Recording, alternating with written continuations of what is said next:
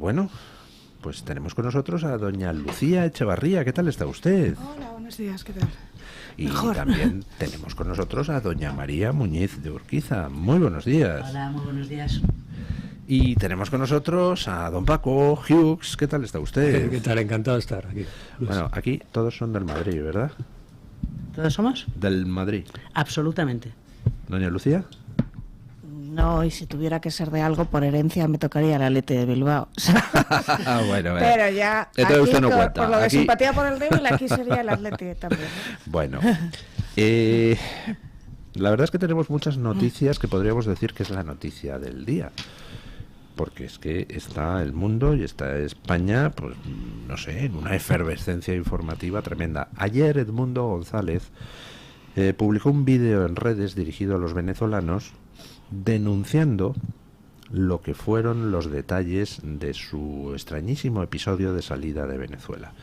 Y lo que ayer denunció Edmundo González, en mi opinión, es de una gravedad extraordinaria, porque denunció que estando en la residencia del embajador español en Venezuela, accedieron a la residencia los hermanos Rodríguez y durante horas le estuvieron coaccionando en la residencia del embajador, es decir, en suelo español, para que firmara un documento, entre comillas, reconociendo la victoria de Maduro, porque si no, no le dejaban salir de Venezuela. Y digo que es gravísimo el episodio porque el gobierno español habría permitido que entraran los representantes de un gobierno que acaba de ser denunciado por la ONU por sus crímenes de lesa humanidad en suelo español a coaccionar a un presidente electo, y eso en el Código Penal español es un delito, el delito de coacciones,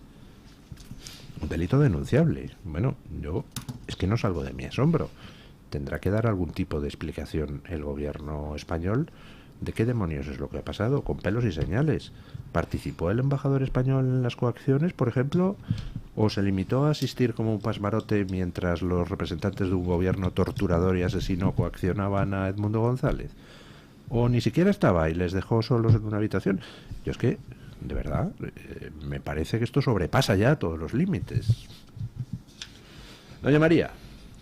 En el tema de Venezuela yo creo que es gravísimo, tanto por lo que tiene de objeto de emulación por parte de España, como por el ridículo al que se está viendo sometida, bueno, al que está entrando la política exterior española. El tema de Venezuela, más que ridículo, lo dramático de la política exterior española, que Delcy Rodríguez, que está sancionada por la Unión Europea, entre en la embajada de España, bueno, había entrado en España ya, ¿no?, pero con sus maletas, pero que entre en la embajada de España después de estas elecciones es muy grave. Que se haga firmar a un señor, sea presidente electo o no, a un político que no se va a dedicar a la política, me parece que es efectivamente coacciones, y además que no hay nada, no hay más preguntas, señoría. Es decir, eso es una dictadura. Para que dejen salir del país a un señor tiene que firmar un papel, es decir, está negando lo que por otra parte el gobierno de España dice que no, que el gobierno de España se niega a reconocer la realidad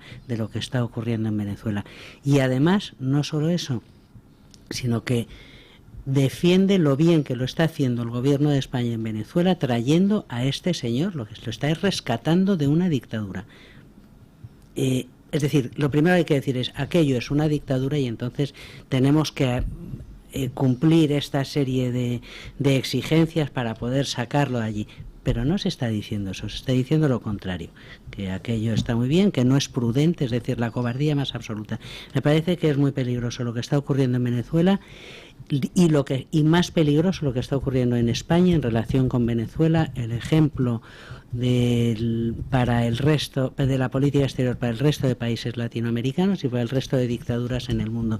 Hoy el Parlamento Europeo va a aprobar una resolución en la que la sociedad europea, que es la que está representada en el Parlamento Europeo, se pronunciará señalando que eso es una dictadura y que Edmundo es el presidente electo de Venezuela.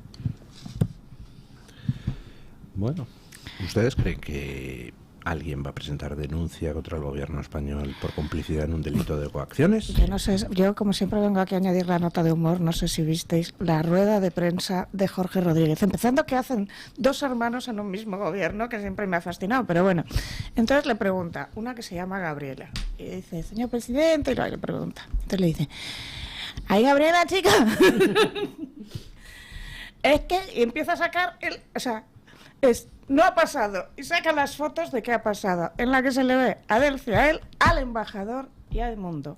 Entonces, se supone que Edmundo se refugia en la embajada porque han metido 3 órdenes de citación contra él y luego una orden de busca y captura. Le han llamado usurpador, le han llamado de todo. Es decir, en Venezuela no quieres entrar a una cárcel venezolana porque probablemente no salgas, pero con 75 años menos.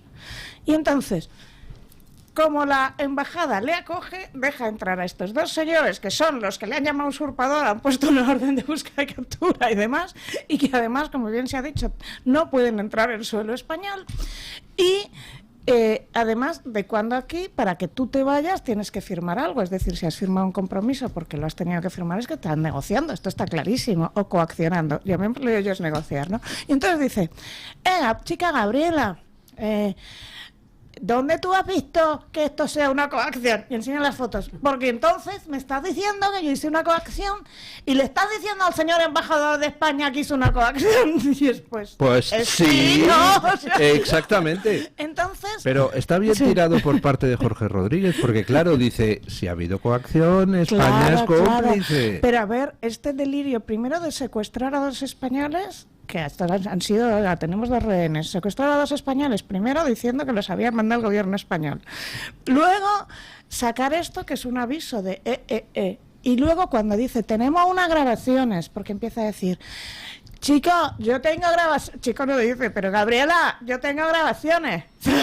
Y entonces no te lo estás diciendo al mundo, ya sabemos a quién se lo estás diciendo, porque dice, tengo grabaciones, tengo todas las grabaciones, o sea, estos habían debido ir con el bolígrafo espía, esto, como en la tele cuando les ponen aquí un wiring o un micrófono, y entonces era, cuidado que tengo todas las grabaciones, cuidado que tengo todo, y puedo sacar, esto no estaba dirigido a Edmundo, ya sabemos a quién estaba dirigido, entonces yo lamento que esto sea gracioso porque no lo es, pero era, y encima tiene una cosa que hacen muchos los narcisistas, que es ir muy despacio y dejar pausas dramáticas. Entonces, lo que podía haber dicho en 2 minutos, como lo he dicho yo, se extendió 4 minutos y medio. Porque yo creo en la verdad. Claro, decir Jorge Rodríguez, yo creo en la verdad, ya era como la hora del humor, ¿sabes? Yo estaba alucinando ayer, alucinando que en todo. Hay que tener en cuenta que estos 2 señores, Jorge y Delcy, que son hermanos, eran hijos de un secuestrador confeso que realizó, es decir, el mayor secuestro de Venezuela, que secuestraron al presidente, se llamaba Nick House, no sé si Franz o Nicolás o something like that. Y entonces le encontraron por casualidad. Es decir, un día van unos señores por el campo y se encuentran a un señor atado que ahí lo tenían 3 años, que iban sacando 3 millones al año, no por devolverlo, por mantenerlo vivo, y que lo tenían como la vaca a la que sacamos leche. La propia Delcy dijo, mi padre, que era un héroe de la libertad. En fin, si ser el héroe de la libertad es tener a un señor atado durante 3 años, dime tú. Y estos 2 señores que dicen que su padre es un héroe de la libertad, estos 2 hermanos, están en un gobierno. Bueno, pues ya con esto lo hemos dicho todo, ¿no? Yo quería añadir una cosa.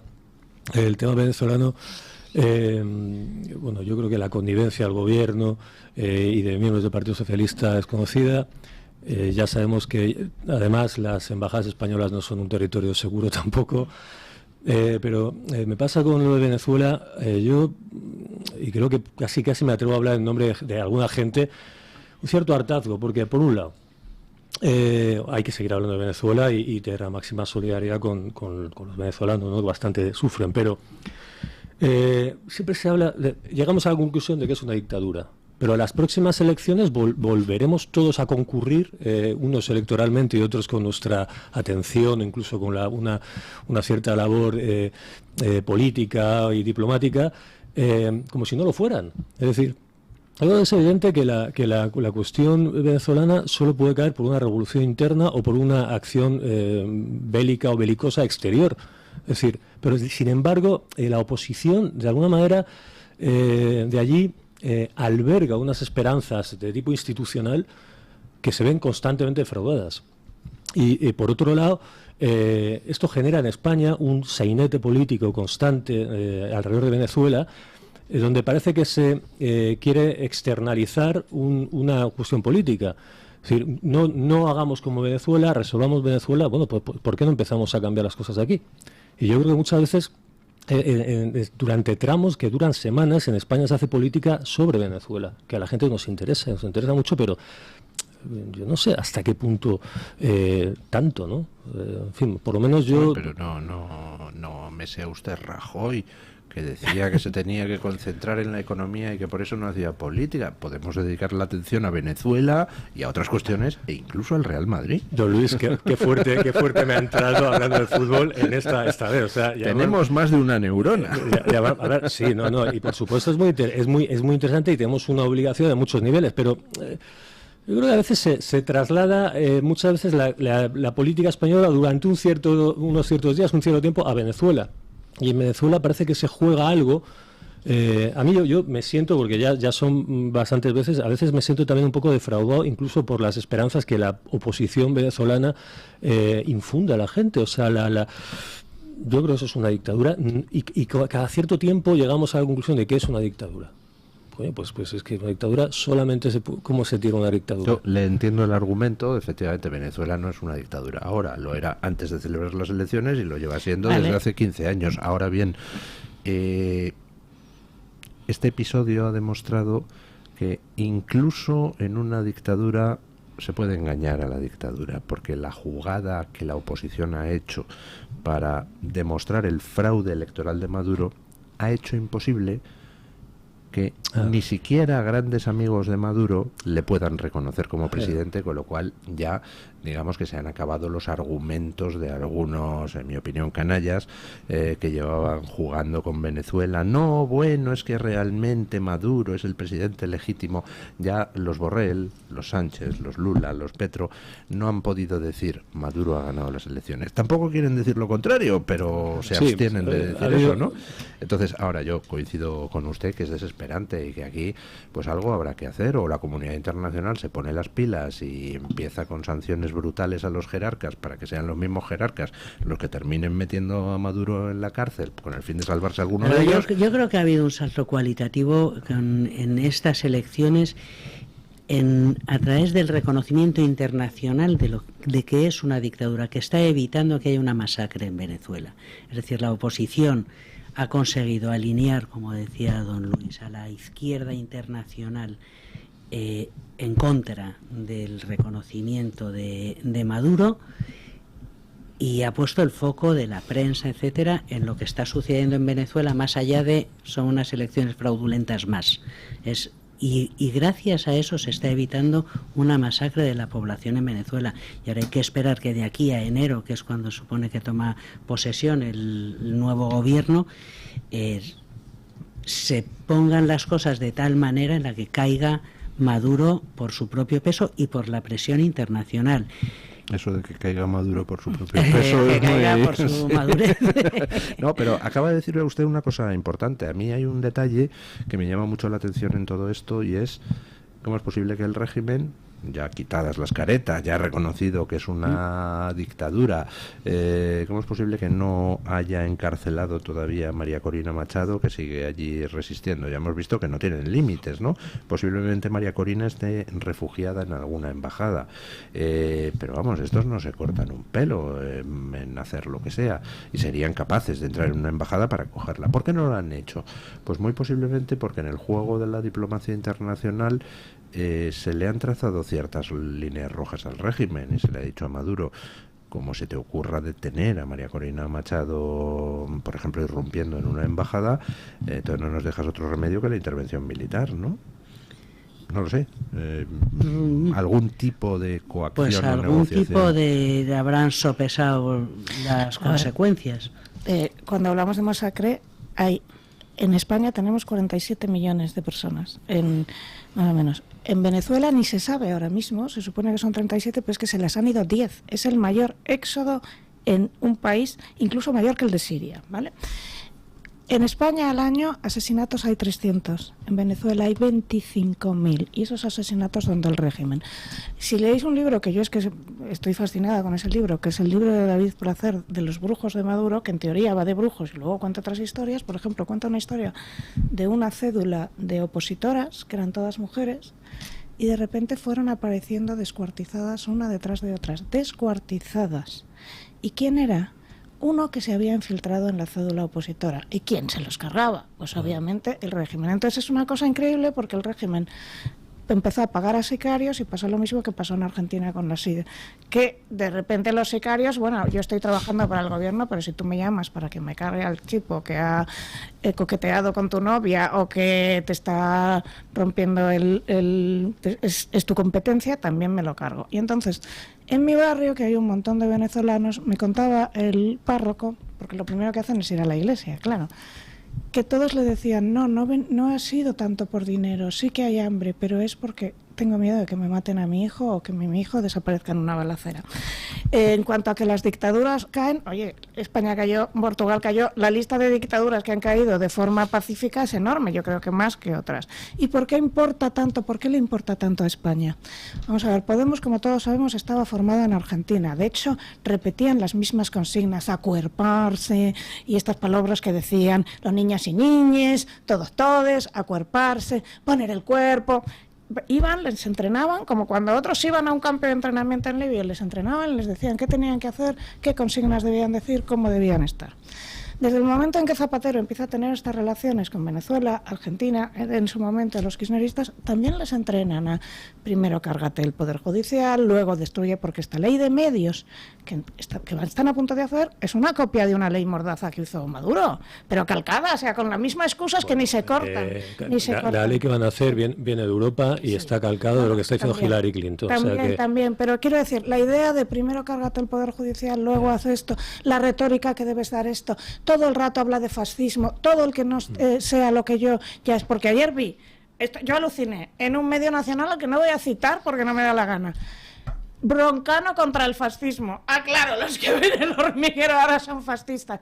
La banalización de la palabra fascismo es aterradora. La banalización de la palabra fascismo por alguien que hace exactamente lo que se supone en teoría política que es el fascismo, que es combatir la libertad de expresión, tener un líder único que se comporta como un líder ungido y mesiánico, etcétera. Entonces, para mí creo que es muy importante porque igual otros países no han participado, no han ido allí a entrenarse. Y segundo, porque el hecho de que un presidente de nuestro gobierno sea altamente sospechoso, expresidente de nuestro gobierno, de haber recibido un pago en especies a través de testaferros, porque siempre se habla la mina de oro de Maduro, que es lo del arquero, y vuelvo a decir, ¿qué hacen las dos hijas de Zapatero? Que una, antes de eso, estaba de ocupa en una casa en Sevilla. ¿Qué hacen de pronto, sin la formación necesaria ni el currículum empresarial necesario, montando una empresa en Venezuela? Es que suena raro,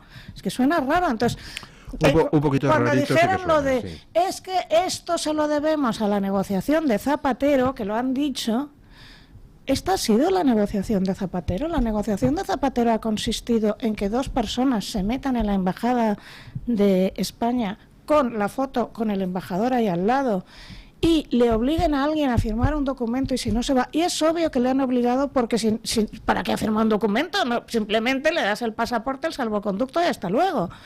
Entonces, es mucho más serio de lo que parece, porque un francés no te dirá, es que mira, mi anterior Lucía, presidente... Sí, precisamente porque es serio, quiero decir, tiene que tomarse con seriedad qué relaciones comerciales, empresariales ha habido, qué relaciones de contratos públicos ha habido con Venezuela, y eso hasta ahí no se llega. Entonces, el debate político se lleva hasta un cierto punto en el que podemos hacer la equivalencia de buenos y malos. Hombre, hablamos, a ver, la forma en que cae el régimen de Franco, comparado con esto, pues bueno, hay que echarle mucha distancia, pero no siempre es con una intervención militar. Es un buen ejemplo de cómo, por ejemplo, de cómo se controla el paso a la que da un gobierno de un régimen a otro, ¿no? Entonces, a ver, yo creo que me atrevo a decir que hay intereses también hasta en la oposición, y muy legítimos, me imagino, pero yo creo que muchas veces el debate político es evidente que hay una identificación clarísima entre la izquierda y Venezuela,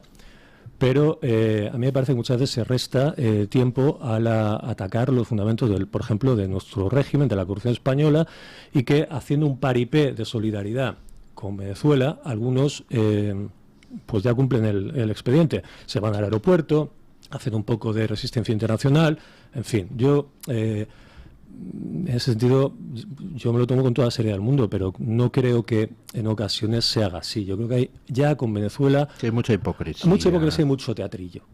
Yo lo digo así con todo el respeto, porque nos estará escuchando algún venezolano. No por nuestra parte, pero ¿a quién se refiere? Pues, hombre, me refiero a teatro político. Sí. A tiro político. Entonces yo, cada vez que van allí a montar el número Venezuela, a liberar Venezuela, pero no estoy viendo que no se va a liberar así. Vais a haceros la foto. Entonces, bueno, yo... en ese sentido, como considero que es muy grave, gravísimo, y yo no llego a alcanzar la gravedad del asunto, pero me parece que hay mucha política de estampa, de teatral, con esta cuestión de Venezuela. Yo no te lo niego, pero que no sea importantísimo. Es decir, ningún otro país europeo puede decir un expresidente nuestro se pasaba el día yendo allí y viniendo. Ningún expresidente, ningún otro país europeo puede decir es que se metió en la embajada de ellos. Es decir, y cuando hablas de corrupción es que la corrupción es un tentáculo, es un monstruo con muchos tentáculos, y uno de los tentáculos es este. Y este recibe el dinero para luego ir fomentando otras cosas, y sobre todo el espíritu y las consignas. Y luego es muy importante porque Salvador cayó, Argentina cayó, que no se lo esperaba nadie, y Argentina pagaba e informaba a muchísimos líderes de aquí. Pablo Iglesias solía decir, bueno, es que yo cuando me quiera ir puedes tener un puesto de profesor en Argentina al segundo, y alardeaba. Chile se está moviendo de sitio. Si cae Venezuela, igual el giro político en Latinoamérica, bueno, ya sé que tú quieres que se diga Hispanoamérica. No, Iberoamérica. Iberoamérica. Me da igual. El giro político va a ser tan brutal que realmente es muy, muy, muy importante, porque el giro político ya está cambiando, es obvio que está cambiando, es obvio que estamos viendo un cambio de paradigma, pero en el momento que caiga Venezuela es que es como el gran bastión, y además es el bastión del que come Cuba, porque todo el mundo decía, Cuba, que no recibe dinero de ningún lado, que está aislada, que tiene un bloqueo, ¿cómo se mantiene? Pues gracias a Venezuela, obviamente, porque el señor Castro mandó allí a sus 9.000 baladaguos de asesores, y estaban chupando del dinero de Venezuela, porque recordad que ayer el País publica, atención, ojo, otra vez el Festival del Humor, el mayor saqueo de Venezuela, la compañía esta de petróleos nacional, PDVSA. 4.200 millones por ex jerarcas chavistas y empresarios. Entonces habría que quitar la ex y poner por jerarcas y empresarios chavistas. Exactamente. Porque en Venezuela, si tú no eres chavista y no tienes un carné, no puedes tocar cosas empresas públicas. 4.200 millones que nadie sabe dónde han ido, de dólares. Bueno, eso una parte. Y eso es una parte, ínfima parte de lo que se ha robado. El expolio. Entonces es fundamental, porque entre otras cosas caería Cuba al minuto siguiente. Me acaba usted de centrar un balón con esto de que está habiendo un giro. Ayer conocíamos una noticia, pues en fin, llamativa, que viene de Estados Unidos, y además, aprovechando que tenemos aquí a doña María Muñiz de Urquiza, me gustaría comentarla. El sindicato de camioneros de Estados Unidos, que tiene más de 1,5 millones de afiliados, creo, por primera vez en 24 años no va a avalar al candidato demócrata a las elecciones presidenciales, porque se pusieron a hacer una encuesta interna entre sus afiliados y resulta que el 60% dicen que apoyan a Trump y el 30 y pico a Kamala. Entonces, viendo que abrumadoramente los afiliados del sindicato de camioneros apoyan a Trump, pues la cúpula del sindicato de camioneros dice, bueno, vale, pues no apoyamos a ninguno. Entonces, yo creo que es algo que refleja dos rupturas. Primero, la ruptura de la izquierda con la clase trabajadora, que es brutal en todo Occidente, y la ruptura de las élites de las organizaciones con respecto a sus bases, porque esa distancia entre la cúpula del sindicato y los trabajadores de a pie es lo que ha hecho que al final la cúpula pues no se atreva a apoyar a Kamala y como resultado diga que a ninguno. Pausa publicitaria y lo comentamos. Bueno, doña María, le centro la noticia que comentábamos antes, que el sindicato de camioneros resulta que las bases en Estados Unidos apoyan a Trump en masa Entonces la cúpula por primera vez en 24 años ha dicho, bueno, pues vale, no apoyamos a nadie en las elecciones presidenciales. En las últimas elecciones, desde el año 2000, habían sistemáticamente apoyado al candidato del Partido Demócrata. Bueno, pues eso demuestra la disociación que efectivamente hay en muchas sociedades occidentales entre las élites y las clases trabajadoras o no trabajadoras, corporativas, en este caso pues los camioneros, y además los sindicatos en Estados Unidos son organizaciones muy serias y muy fuertes y paralizan un sector con mucha facilidad. Es decir, los camioneros dejan de funcionar cuando el sindicato dice que deja de funcionar el transporte en Estados Unidos. Lo mismo que en Hollywood los guionistas, etcétera. Pero lo que es grave, yo creo que es esa disociación entre las élites y la ciudadanía, que en Estados Unidos ha llegado a una polarización brutal, tanto entre dentro de la misma sociedad americana, es decir, se está al borde del enfrentamiento, no digo militar ni nada similar, sino del enfrentamiento civil entre trumpistas y demócratas, del insulto permanente. Tú ves la prensa americana y las columnas de opinión son o unos u otros, sin ninguna concesión a la posibilidad de lo que es la base de una democracia, que es la alternancia, que pueda haber bondades en todos los bandos. No, en la sociedad americana... Solo una precisión, sé que no era su intención, pero está transmitiendo usted una cierta sensación de equidistancia, polarización entre... Bueno, la realidad es que hay unos que han intentado matar a Trump 2 veces. Por el lado contrario, no. Es decir, puede que haya efectivamente violencia verbal por ambas partes y falta de respeto por ambas partes, pero de momento lo que es la violencia se dirige de un lado hacia el otro. Sí, no, me refería, no quería centrarme en que han intentado matar a Trump 2 veces, sino que creo que el problema es más grave. Es decir, eso es lo que refleja la situación de enfrentamientos que han intentado matar a Trump, pero lo que hay debajo es una polarización brutal de la sociedad americana, que lleva a que, en este caso, Trump también está más expuesto, me da la impresión, porque juega al golf en un campo abierto, tal, y porque tiene ha generado más enemigos, por lo que sea, porque expresa de una manera más furibunda las posiciones, ¿cómo decirlo?, más primarias o más populistas de la población americana. Y no digo que sean peores los sentimientos, pero lo que no es normal es que se expresen y se exterioricen de la manera en la que lo hace Trump. Ese llamamiento a lo primario, a lo sentimental, a los intereses personales, a los hijos, pues te van a comer tu mascota. Eso genera un sentimiento que a poco matizado que estés, vas y dices, tengo que matar a este tío. En cambio, cuando el Partido Demócrata dice, con Trump se implantará el fascismo, eso no es una apelación a esos sentimientos primarios. Es el fin de la democracia. Pero una cosa es un concepto político, como va a implantar el fascismo, la mayoría de la gente no sabe lo que es el fascismo en Estados Unidos, ¿no? Saben más lo que es el comunismo, porque pero dice el fascismo y no apela a decir, yo tengo que matar a este señor. No, perdona, ha habido llamamientos expresos de dirigentes demócratas y actores demócratas a atentar contra Trump.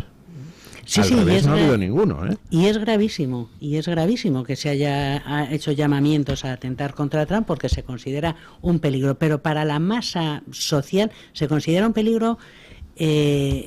Los demócratas se consideran un peligro etéreo, es decir, algo abstracto, y porque saben en Estados Unidos que las amenazas de Trump son comunistas. Los padres de Kamala Harris eran comunistas. Los padres, sean comunistas, pero nunca va a haber un comunismo en Estados Unidos porque tenemos una tradición de que casi lo único que une a la sociedad americana es el anticomunismo, ¿no? El Partido Comunista nunca obtuvo nada, en cambio, cuando el mensaje es el contrario, Trump da miedo a una parte de la sociedad por cuestiones muy concretas.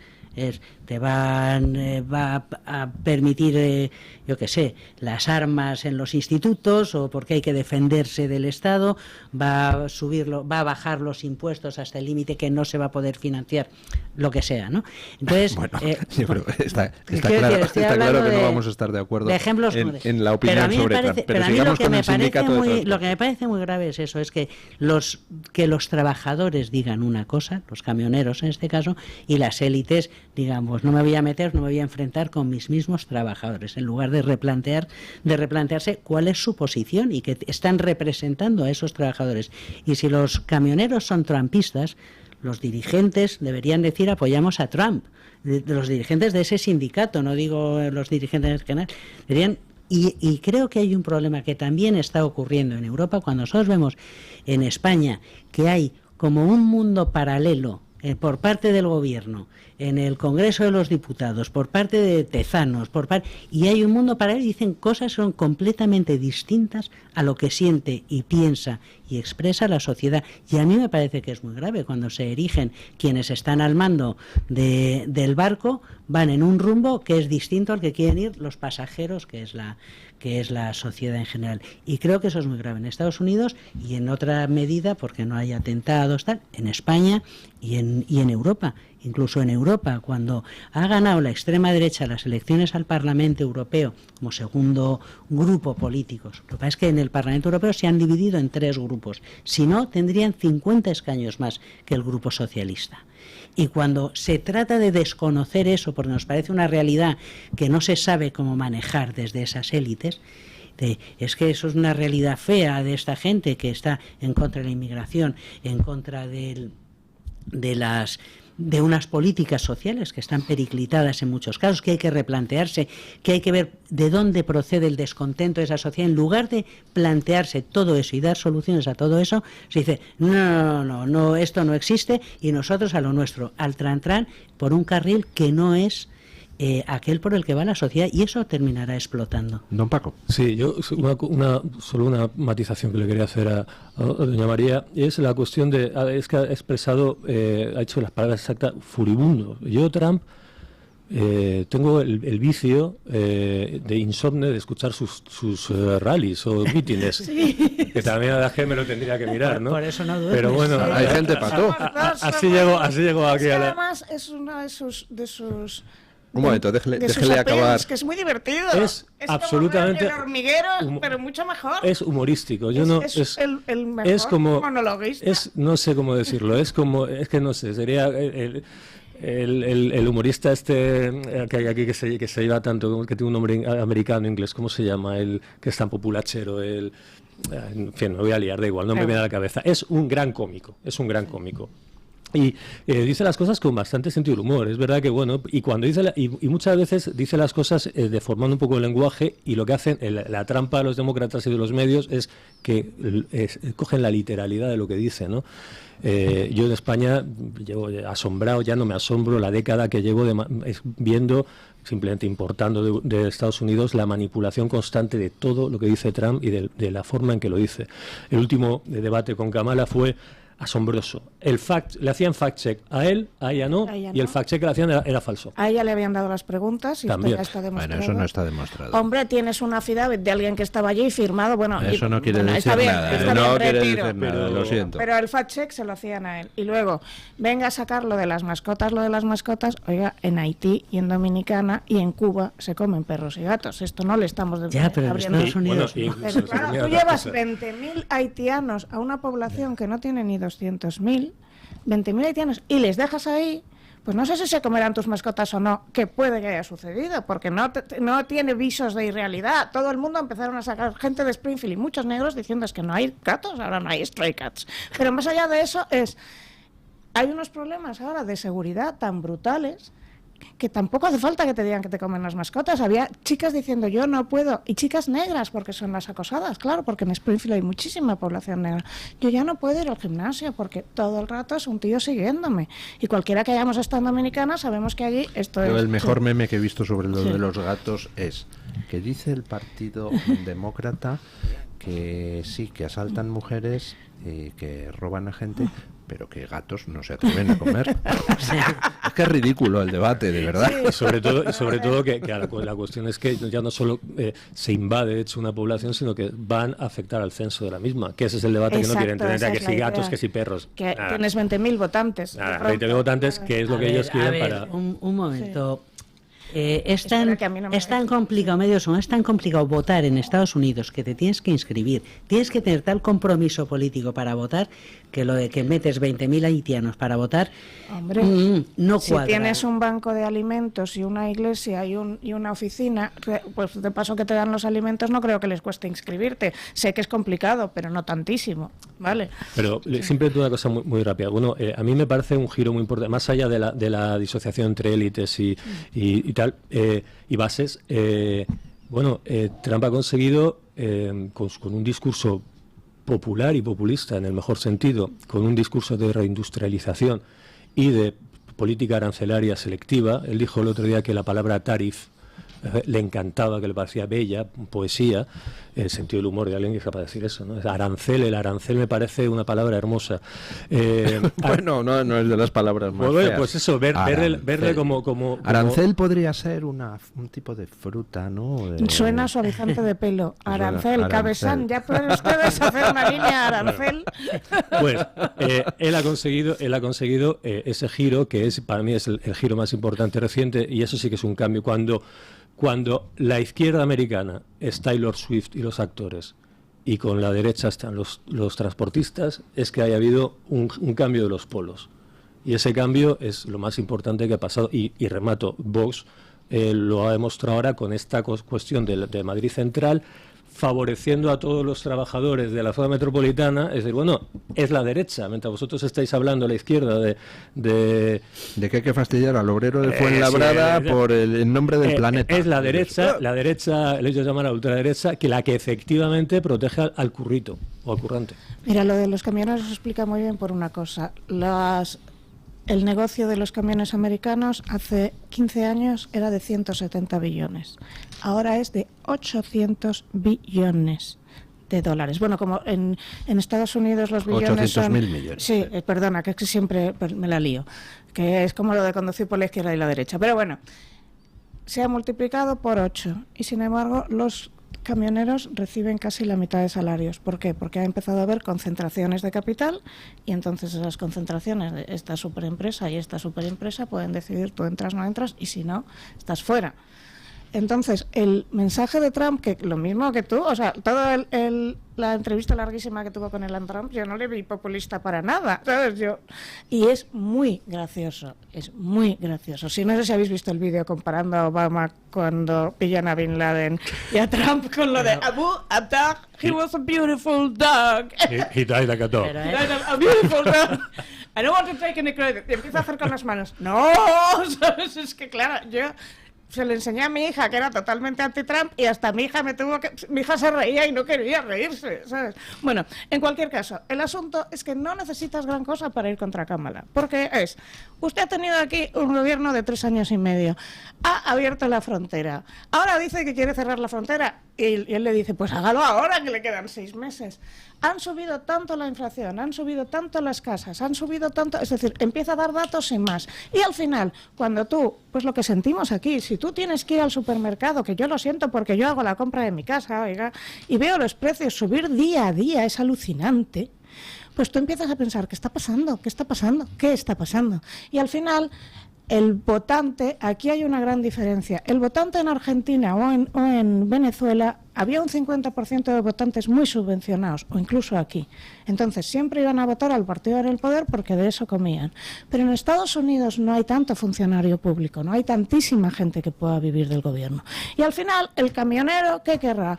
Pues cobrar más, dado que se está ganando más. Punto. No hay que ser física cuántica para darse cuenta de esto. Entramos en otro de los temas de la jornada de ayer, el sorprendente, no sé para ustedes, anuncio del CIS de que la inmigración se ha convertido en el principal problema de los españoles. No me sorprende que se haya convertido en el principal problema, es natural, creo yo. Lo que sorprende es que el CIS lo anuncie, es decir, el hecho de que Tezanos no oculte el dato, porque mira que es experto en ocultar datos y quitar los debates que no interesan a Sánchez, quiere decir que es que Sánchez quiere empezar a macerar la opinión pública para protagonizar un giro en el tema migratorio como ha hecho Alemania, quizá.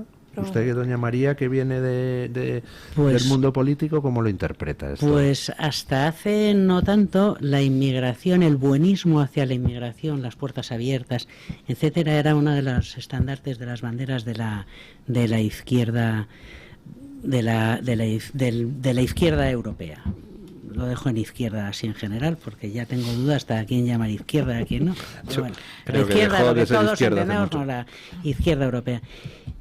El caos que se ha producido en Europa ante la falta de control, las dificultades que ha tenido Europa para sacar un acuerdo en materia de inmigración, que cediendo por todas partes el reparto de inmigrantes, las puertas de entrada, que son las del sur de Europa, y también las del este de Europa en su momento, sobre todo hace unos años, las oleadas de inmigración, los problemas que ponía la izquierda para firmar acuerdos de devolución, de retorno a los países del sur.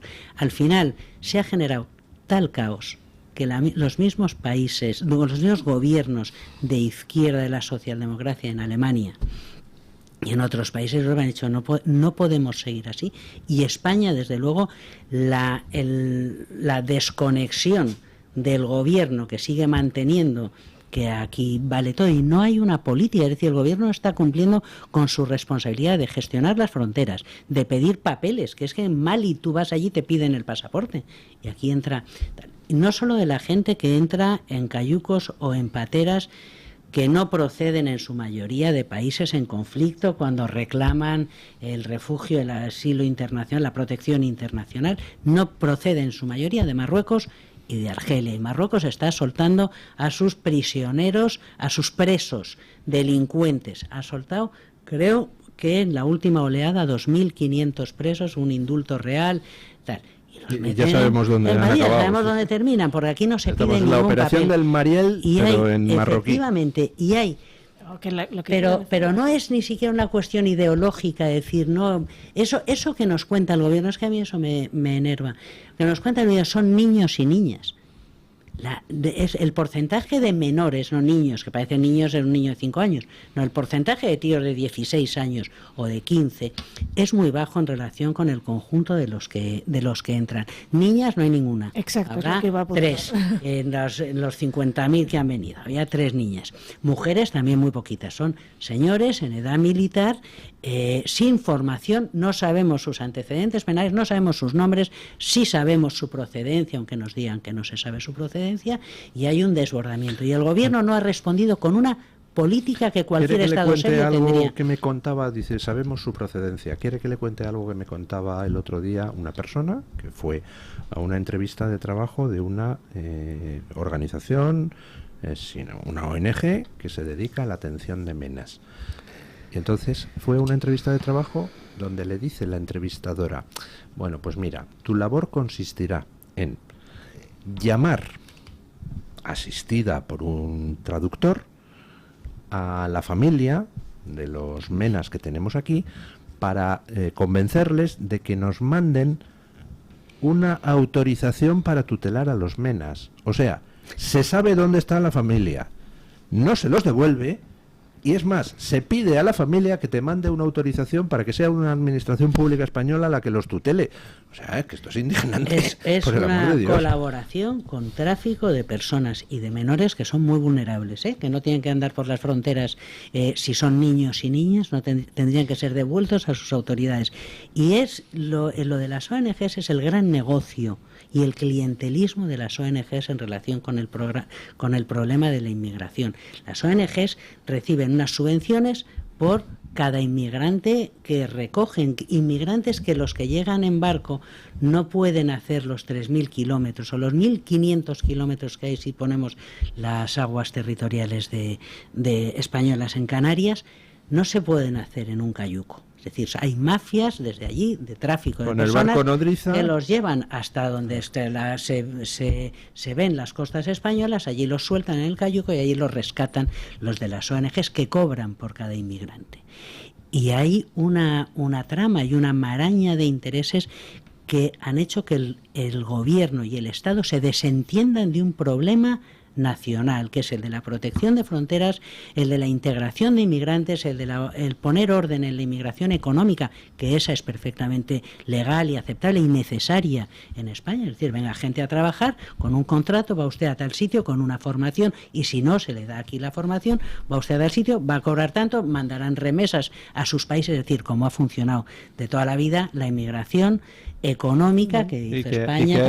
Eso no le parece mal a nadie en España. Y no le parece claro. mal a nadie. Y cuando la población española dice que su mayor problema es la inmigración, es porque lo que hablábamos antes de los camioneros, cuando la inseguridad la siente el obrero, la clase trabajadora, el que sale a la calle y dice, a ver, que tengo una niña de 15 años que va a volver a las 11 de la noche y me preocupa que pueda haber un problema en el barrio, que no digo que no lo hubiera con personas del barrio de toda la vida, pero lo había si en menor se medida. analiza, exacto, y si se analizan las cifras, que es otro tema al que no se quiere afrontar desde ese buenismo, se analizan las cifras y ha subido la población carcelaria y ha subido un tipo de delitos y ha subido el origen de procedencia de ese tipo de delitos, que son además especialmente odiosos.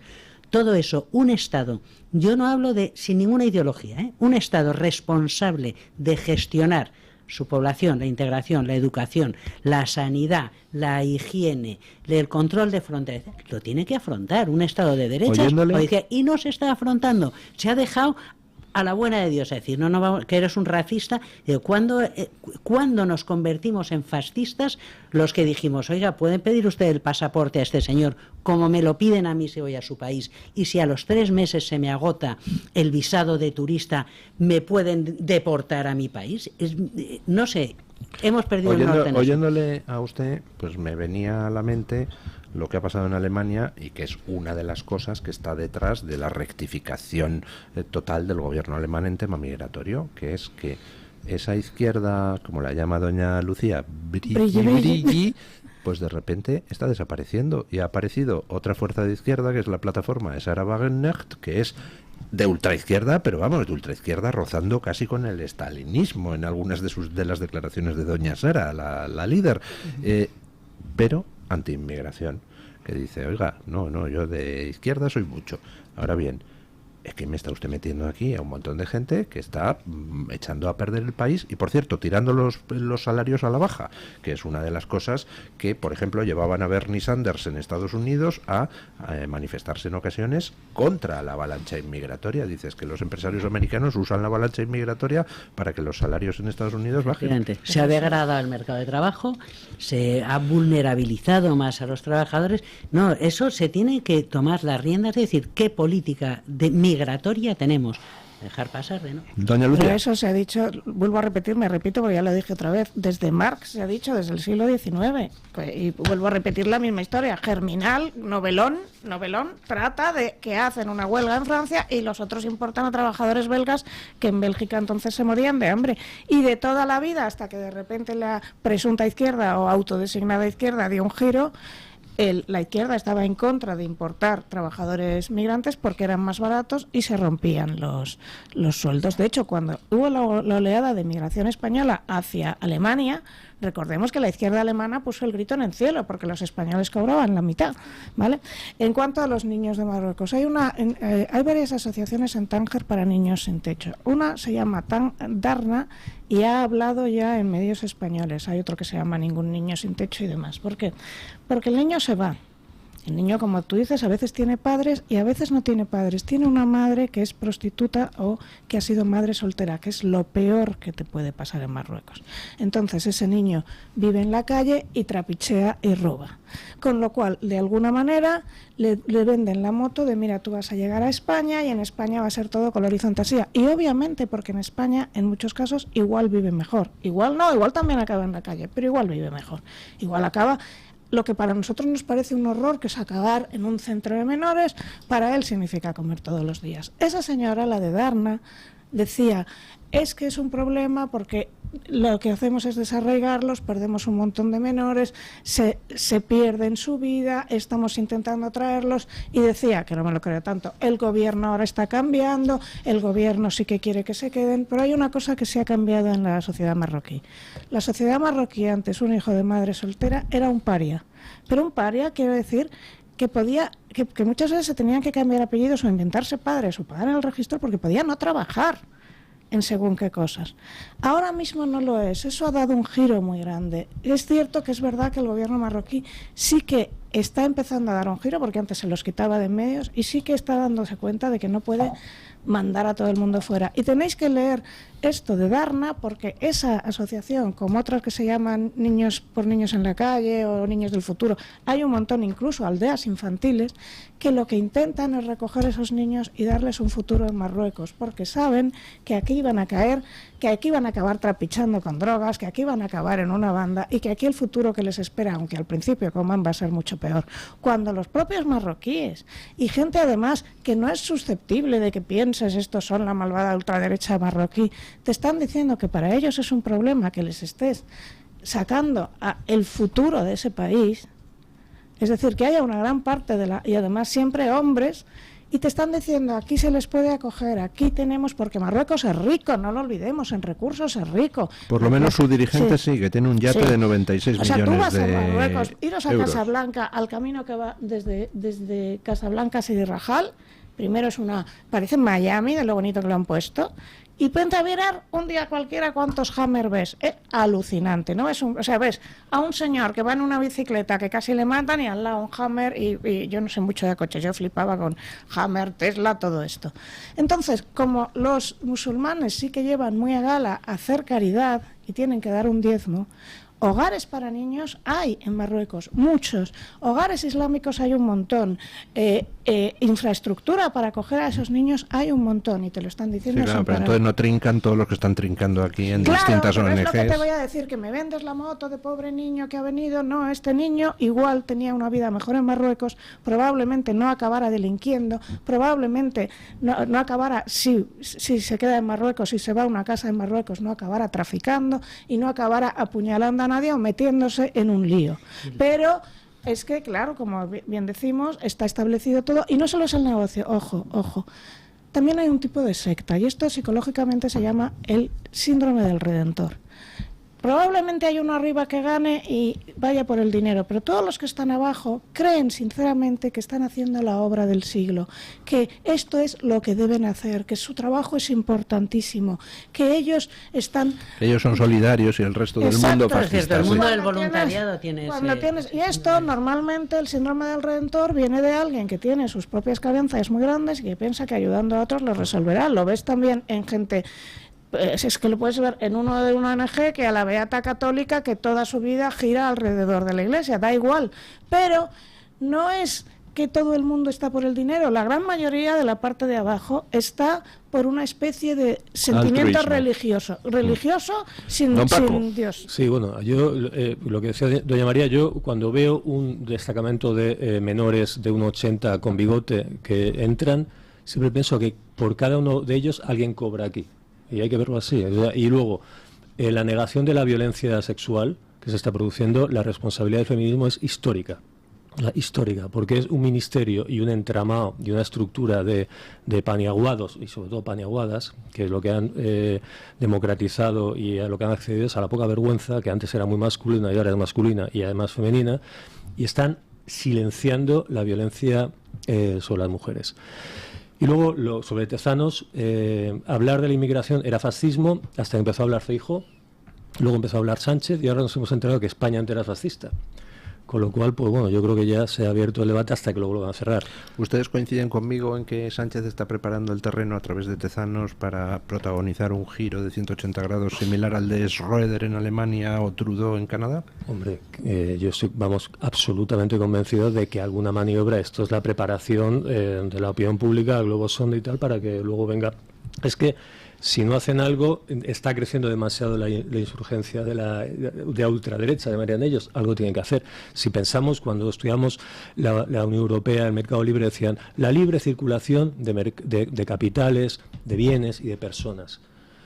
pero las personas no somos coches. Y entonces, que desaparezcan las fronteras en todo el territorio, las de Europa y las de los países, y que personas entren, pues bueno, los países somos muy distintos y las personas no somos cafeteras. Entonces, evidentemente eso lo tienen que retocar, y porque si no les come la tostada lo que ellos llaman la ultraderecha, ¿no?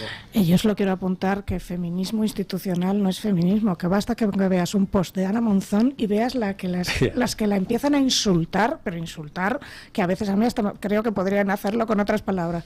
Y son todas feministas de la vieja guardia. Es decir, cuando conviertes un ministerio de igualdad en un chiringuito brilli también dedicado a los derechos de los trans y cualquier cosa, menos los derechos de las mujeres, y sobre todo cuando no se sabe dónde van los fondos de Estado del Pacto de Estado para la Violencia de Género, que nadie sabe dónde están. No hay una auditoría sobre eso, ¿no? No hay una auditoría. Reconoció ¿cómo se llama la segunda de Irene Montero? No quiero decir la chica gorda, pero ella misma se llamaba gorda. Ella decía, yo soy gorda y me atacan porque soy gorda. Bueno, esa no es más gorda que yo, porque ya se inventó esto de que la atacaban. Eso lo iba a decir, que usted y yo podemos llamar gordo a quien queramos, porque también lo somos. Que nos insulte. Ahora, pues esta señora dijo, se le escapó. Bueno, sí, hemos perdido 80 millones, ¿sabes? Pero así, con tal. Y entonces hay una señora que os interesará mucho mirar, que se llama Ana Monzón, que es socióloga, que va haciendo las auditorías y entonces empieza a ver dónde va el dinero. Fiesta de perreo en no sé dónde, taller BDSM en Patatín, fiesta del fisting, a cosas completamente delirantes, a monólogos cómicos, a un estudio sobre no binarias que costó 15.000 euros y que tenía 15 páginas y lo había hecho una empresa de automoción, a cosas loquísimas. Entonces, agradecería que no dijeras que el feminismo, porque el feminismo de toda la vida está luchando contra esto, contra viento y marea. Sí, lo retiro, el feminismo institucionalizado. Yo estoy de acuerdo con Lucía. Una cosa es el feminismo institucional, que no es feminismo, es una perversión de... Sí, es no sé exactamente cómo calificarlo. Una vaca lechera. Pero creo que en relación con el tema de la inmigración hay otro problema, que es otra vertiente de lo nefasta que es la política exterior española.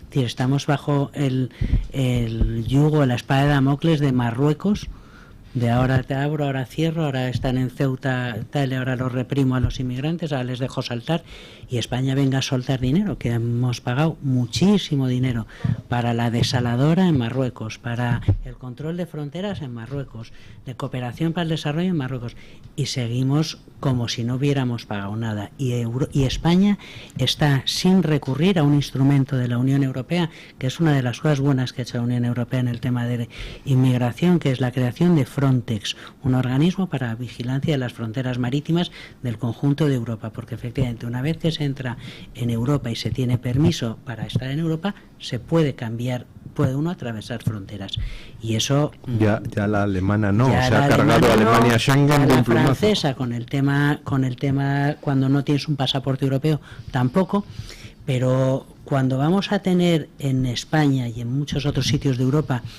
porque en España al menos tú metes a un chaval, un menor, en un centro y a los 18 años sale del centro.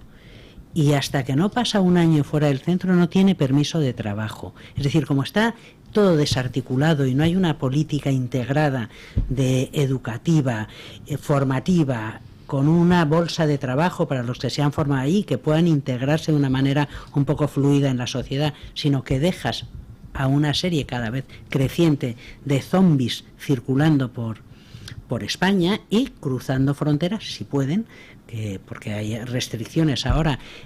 Se está volviendo atrás en Europa por culpa de la mala gestión de políticas como esta, de política migratoria en España. Mira Meloni, qué bien lo ha hecho. Se acabó. Por aquí ya estamos desbordados, no se puede entrar más. Frontex, control de entrada, control de pasaportes, devolución a los países de origen, todo lo que debería hacer cualquier país, no de izquierdas ni de derechas, cualquier país que tiene una responsabilidad. Una noticia de última hora, y ahora le doy la palabra.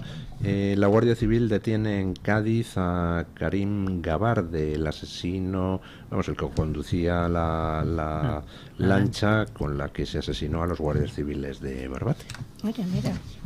Pues muy bien, primero se dijo que eran gitanos y ahora es Karim Gabarde. Sí. luego se dijo que estaba en Marruecos, pues no, le han detenido en Cádiz. Pues qué sentido de impunidad debía tener el señor Gabardi para pensar, en lugar de irme a Marruecos y de ahí irme al sur, que no me pillan ni loco, me vuelvo a hacer un viajecito porque no me van a pillar. Reflexiona esto, ¿eh? Lo que quería decir es que... Y por cierto, sí. Bueno, termine usted con ese tema y tocamos... Cuando hablamos de lo de minutos. Deportación, atención, una de las razones por las que igual los camioneros y otra gente van a votar a Trump, les caiga mejor o peor, es porque el otro día 158 demócratas votaron en contra de la deportación de violadores y pedófilos. O sea, se había propuesto los inmigrantes que cometan crímenes sexuales contra mujeres y niños, deportarlos, al menos a eso. No. Claro, es que es de cajón. Volvemos a... Pues estamos apañados. Que... No nos ha dado tiempo a comentar la operación israelí contra los hezbolitas. Es una serie de Netflix. Es una serie de Netflix, pero yo esta mañana planteaba una cosa que queda en el ambiente después de lo que hemos visto. Israel, ¿cómo consiguió cargarse a los de Hezbollah? Pues muy sencillo, fabricándoles a los de Hezbollah los buscapersonas a través de una empresa pantalla húngara, ¿no? Entonces, en el momento en que controlas la fabricación, puedes meter lo que quieras ahí, puedes meter un explosivo, puedes meter un virus, puedes meter lo que te salga de las narices. Claro, a partir de ahora los de Hezbollah van a tener miedo de usar hasta una tostadora. Pero es que nosotros mismos deberíamos pensar... no me debería reír, pero... Deberíamos pensar, ¿quién demonios está fabricando los aparatos electrónicos que usamos en Occidente? Muchos de ellos vienen de países con regímenes pues que no estiman precisamente a Occidente. ¿Puede meterse en esos aparatos electrónicos cualquier tipo de trampa a activar en el futuro? Lo del caso Pegasus, ¿no? Es lo que estabas sugiriendo, sospeche. Bueno, yo sugería otras cosas quizá todavía más duras. Doña Carmen Carbonell, ¿qué traen nuestros oyentes sobre la mesa? Pues don Luis, poner encima de la mesa esa respuesta a la pregunta que lanzábamos esta mañana en la encuesta. Les preguntábamos qué le ha parecido la doble operación antiterrorista de Israel contra Hezbollah.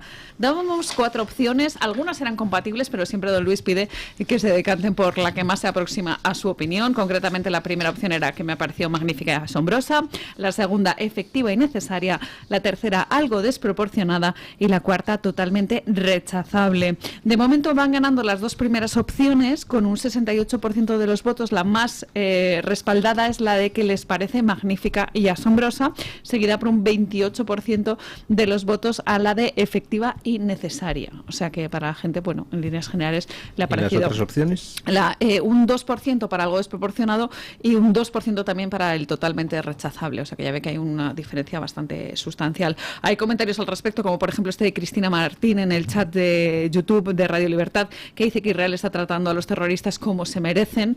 Eli González critica a quienes consideran que es algo deslumbrante que hagan explotar un aparato sin tener en cuenta con quién está el supuesto terrorista o si se lo han dejado a su hijo. Dice, me parece que se pasan un montón de pueblos. Enrique Parreño dice que cuando no fabricas tus propios buscas ni walkie-talkies pasa lo que pasa. A mí me pasa siempre, yo digo, mi propio busca me lo fabrico yo y mi propio walkie. No, por suerte, esto lo decimos un poco de broma, pero hace mucho que yo no utilizo este tipo de dispositivos porque me fío de los dispositivos modernos, ¿no? Pero entiendo que precisamente lo hacían por eso, ¿no? Para huir un poco de lo que consideran, pues eso, ciberespionaje.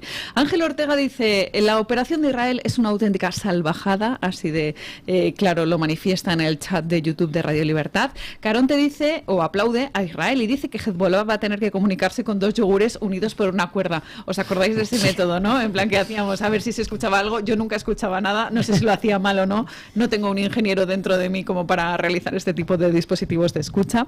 En la comunidad de YouTube de Radio Libertad dice que contra los terroristas hay que hacer lo que sea necesario, pero el problema es que el primer ministro de Israel lo hace por una cuestión personal.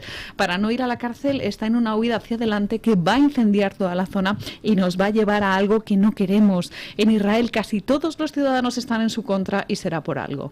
Esta es la opinión de Oliver Joe 5429. Eso es directamente falso. El apoyo a Netanyahu en Israel en lo que respecta a la guerra es enorme. O sea, en lo que respecta a la guerra, sí, el apoyo a Netanyahu no. Bueno, en las votaciones A futuras él, no lo sí, sé. a él le ha pero venido, vamos. a él le llaman Bibi, y a él le ha venido Dios a ver, perdón por la barbaridad, Pero no, porque, que es no, decir, la guerra la apoyan por razones obvias, o sea, porque tienen miedo, pero en la gestión de Bibi nunca es muy cuestionada. Y a mí lo que me acabas de decir no me lo había planteado, pero claro, es que a partir de ahora voy a mirar el móvil con otros ojos. Pero para mí el miedo, el que estaba hablando, es que vamos, o sea, esto claramente es una guerra Irán-Israel, clarísimamente. Entonces, Irán ahora mismo es una superpotencia que además ha ido poniendo tentáculos otra vez por todos lados. Bueno, pero no abramos Sí. ahora ese debate porque no tenemos más tiempo, tenemos que verdad. poner fin a la tertulia. Déjeme 2 comentarios de Twitter también para seguir a la comunidad que le sigue en esa red social. Este es de Paula P29118, dice que ha votado la primera opción pero que la segunda también es acertada y añade, aún así los medios de desinformación dirán que la culpa de todo es de Israel y se quedarán tan contentos. Y J.I. Arana dice que es terrorismo de Estado. ¿Hay terrorismo bueno? A nivel moral cree que no, a nivel de solucionar el problema. No es terrorismo de Estado. Terrorismo de Estado eran los GAL, por ejemplo. Eso es terrorismo de Estado. Cuando estás hablando de una guerra contra un enemigo exterior, el concepto no es así. Es decir, cuando Estados Unidos bombardea en la Segunda Guerra Mundial una ciudad alemana y mueren civiles, la responsabilidad no es del mandatario estadounidense, es del hijo de mala madre de Hitler que inició la guerra. Eso no es terrorismo de Estado. En una guerra mueren civiles, claro que sí, y eso es muy lamentable, pero es inevitable. Estás en una guerra, y esta guerra la ha iniciado Hamás el 7 de octubre del año pasado. A mí lo que me ha parecido más alucinante son dos cosas. Una, el embajador de Irán que tenía un Viper, que bueno, que no Sí, nos tendría que sorprender, pero sigue sorprendiendo. Y dos, cómo han conseguido que en el entierro de uno de los primeros hubiese gente que también llevaba, ¿sabes? Explota 4 más en el entierro de uno de los primeros afectados por la primera oleada. O sea, a mí me pasa esto a mis compañeros, no vuelvo a acercarme a un móvil, a un Viper o cualquier cosa que Ni a un suene. microondas, vamos.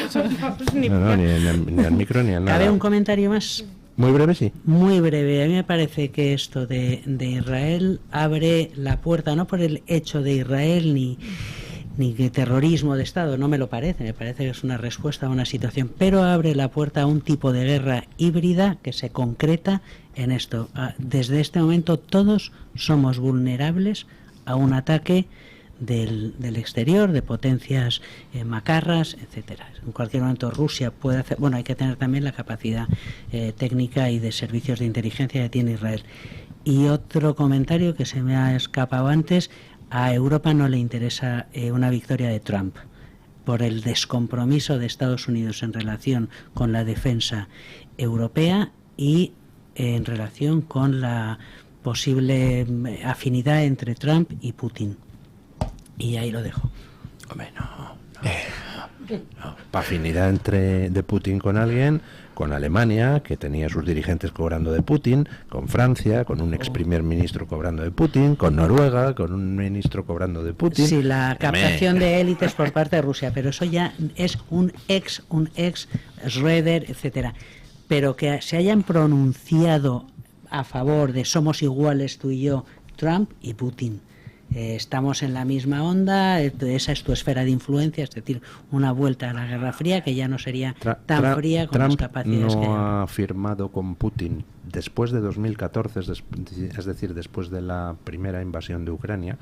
Trump no es el que firmó 1000 contratos de armas, de suministro de armas a Putin, violando la propia legislación europea. Fueron Macron y Angela Merkel. Y que, en fin, eso de las proximidades a Putin me río yo. Pero o sea, quien ayuda a Putin es Pedro Sánchez, triplicando la compra de gas natural de Putin, no Trump. Pero lo más inicuo es una alianza entre Trump y Putin. Es no hay tal más alianza. dañino que una alianza de Pedro Sánchez que puede seguir comprando gas, que efectivamente es cierto. Pero es que no hay ninguna alianza entre Claro, Trump y pero Putin. si tú Ese es piensas uno de los en el mantras de la votante izquierda progre. medioamericano, es que al votante medioamericano le interesa Hay una comer, percepción esta muy es- similar de y cómo tienen que cuando- ser las relaciones Cuando internacionales. los y eso es un demócratas problema. dejan de ser demócratas, pues esto es lo que pasa. Bueno, hasta aquí hemos llegado y tenemos a nuestra invitada del día esperando. Muchísimas gracias, doña Lucía, muchísimas gracias, doña María, muchísimas gracias, don Paco, a la Madrid. Siempre. Fin de la tertulia. Ah, no, don Paco Linares tiene que poner fin a esta tertulia. Buenos días, don Paco.